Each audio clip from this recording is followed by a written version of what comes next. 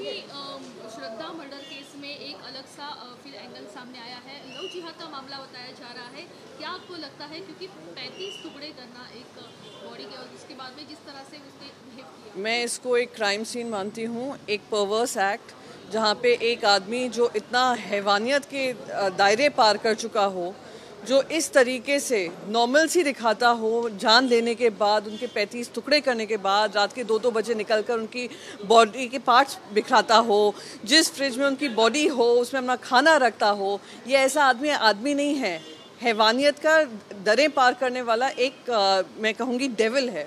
तो इसको मैं जातिवाती में नहीं जाना चाहूँगी। जो हुआ है बहुत ही निंदनीय है और कड़ी से कड़ी कार्रवाई होनी चाहिए, कड़ी से कड़ी सज़ा मिलनी चाहिए, और उसको किसी तरीके का पश्चाताप भी नहीं है। तो दिखाता है कि उसका दिमागी पुर्जा भी ठीक नहीं है।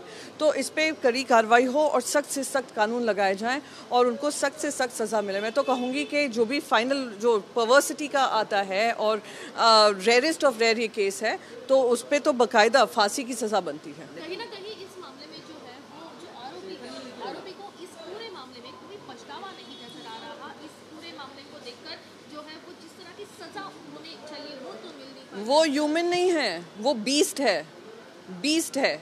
हैवानियत पार करने वाला आदमी इंसान नहीं हो सकता है। जो काम किया है, जो कर्म किए हैं, और जिस तरीके से उसको किसी तरीके का पश्चाताप नहीं है, इसको तो पश्चाताप कराना पड़ेगा। और तभी हो सकता है जब कोई फास्ट ट्रैक कोर्ट में इनका केस सुनवाई की जाए और जल्द से जल्द इनको सजाए मौत दी जाए। 5 महीने के बाद ये मामला जो है वो सामने आया नजर आ रहा है। कहीं ना कहीं देरी हुई इस मामले को मैं देखिए, आप अगर देखेंगी पूरे उनके हालात भी देखेंगी, महिला ने अपने परिवार से रिश्ते तोड़ लिए थे इस लड़के के चक्कर में, और उन्होंने संपर्क भी तोड़ लिया था अपने परिवार से। तो उनके दोस्तों ने, एटलीस्ट मैं कहती हूँ, अलर्ट रहे, पता किया, और आज हम लोग पता कर पाए कि इस तरीके का घिनौना क्राइम हुआ है। पर हाँ, ये प्रश्न ज़रूर मन में उठता है कि ऐसी हैवानियत हो जाती है, आस पड़ोस के दिल्ली के लोग तक नहीं जान पाते हैं कि ऐसा काम हुआ है। तो कहीं ना कहीं एक सोसाइटी में जो इनसेंसिटिविटी है कि पड़ोस में क्या चल रहा है ये भी नहीं ध्यान देने का वो टेंडेंसी आ चुकी है, वो भी कहीं ना कहीं प्रश्न चिन्ह के घेरे में आता है। मैं राजनीति नहीं देखती हूँ। महिला होने के नाते, एक इंसान होने के नाते, राजनीति से परे होने के नाते, इंसानियत के नाते मैं चाहती हूँ कड़ी से कड़ी सज़ा मिले। और इस हैवानियत जो दिखाया है वो तभी एक प्रेशर बनेगा जब पूरी देश की जनता उन पर प्रेशर बनाएगी। शिवसेना इस मुद्दे को लेकर किस तरह से आवाज उठाएगी? हम जिस तरीके से हर महिला के मुद्दे को उठाते हैं, महिला के सम्मान के लिए, महिला की सुरक्षा के लिए और महिलाओं को और सशक्त बनाने के लिए जो हमने कार्रवाई की है, जो मुद्दे उठाए हैं, बुल्ली बाई हो, सुल्ली डील्स हो और अब ये मामला हो, हर मामले पे हमने प्रखरता से आवाज़ रखी है। और मैं चाहूँगी कि इसकी सुनवाई जल्द से जल्द हो और जल्द से जल्द इनको कोठरी के पीछे तो हैं ही, अब उनको सजाए मौत हो। श्रद्धा ने कुछ दिन पहले उसके एक दोस्त को जो है वो मैसेज भी किया था कि मुझे यहाँ से ले चलो, नहीं तो ये मुझे मार डालेगी। ये भी हाँ बिल्कुल, वो जो सामने आ रही हैं, अभी इन्वेस्टिगेशन चल रहा है, जो खबरें सामने आ रही हैं, दिख रहा था कि वो वायलेंट भी होता था। वो छोड़कर 2 बार आ भी गई थी, अपने पिता को उन्होंने बताया भी था, फिर भी वो कोई पुलिस कंप्लेन नहीं करा रही थी, वो बार बार उनके पास वापस जा रही थी। तो इसमें एक बड़ा एक ह्यूमन रिलेशनशिप एंगल भी है। तो इसको इनसेंसिटिविटी से ना देखा जाए, पॉलिटिकल नज़रिए से ना देखा जाए, वो इस नज़रिए से देखा जाए कि एक लड़की की, एक यंग लड़की की जान गई है, जो ज़िंदगी देखना चाहती थी, दुनिया घूमना चाहती थी, एक प्यार में किसी के दीवानी हुई और इस तरीके से उसकी मौत का वो कारण बनी। उस नज़रिए से देखना है और इस पर कार्रवाई होनी। महाराष्ट्र की राजनीति के बारे में कि शिंदे गढ़ के जितने भी एमएलए हैं गुवाहाटी जा रहे हैं 20 और 21 तारीख को, पूरी प्लानिंग हो रही थी, चार्टर फ्लाइट से ले जाया जाएगा, विशेष फ्लाइट से ले जाया जाएगा, दर्शन करने के हेतु वहाँ पर जा रहे हैं। इसको कैसे ज़रा अगर महाराष्ट्र की जनता के भी दर्शन कर लें और उनसे पूछ लें उनके क्या दुख दर्द हैं, तो शायद हम कहेंगे कि हाँ, ये लोग अपना जिम्मेदारी संभाल रहे हैं। पर जो गैर संवैधानिक तौर तरीके से आया, जो पैसे पन्नास खोके के बल पे आया, जिन्होंने गुवाहाटी में सारी व्हीलिंग डीलिंग की, तो वो तो वहाँ ही के दर्शन करेंगे, क्योंकि उनको शायद ये लग रहा होगा कि फिर से कोई पन्नास खोके मिल जाएंगे।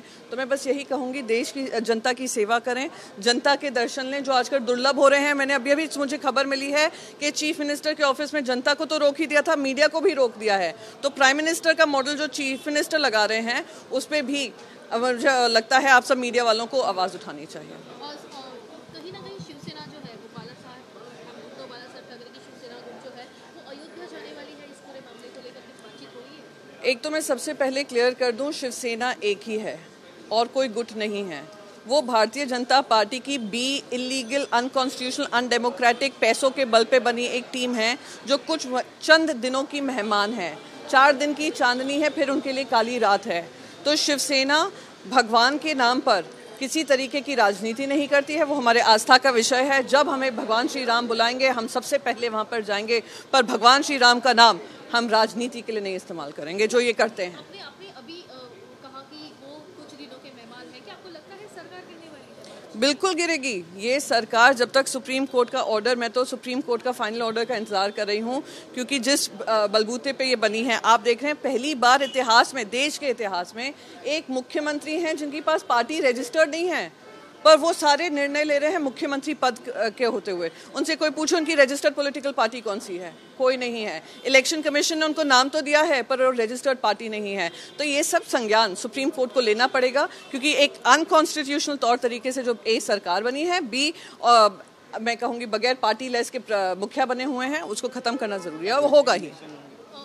हम तो बिल्कुल तैयारी करेंगे कि ये इलेक्शन होंगे, क्योंकि ये सरकार कुछ दिन की है। अगले साल यानी 1 महीने के बाद अगले साल है, तो आपको लगता है अगले साल में नई सरकार, नई सरकार बनेगी, हमारे मुख्यमंत्री बनेंगे, हमारी सरकार आएगी। क्योंकि ये सिर्फ मैं नहीं कह रही हूँ, एक शिवसैनिक होने के नाते महाराष्ट्र की जनता जो इन लोगों से त्रस्त हैं और ये लोग पन्नास खोखे में मस्त हैं, ये सब वही आवाज़ में बोल रहे हैं, एक ही आवाज़ में बोल रहे हैं कि हम लोग वापस लौटेंगे और शिवसेना को हम वापस मुख्यमंत्री के रूप में देखेंगे।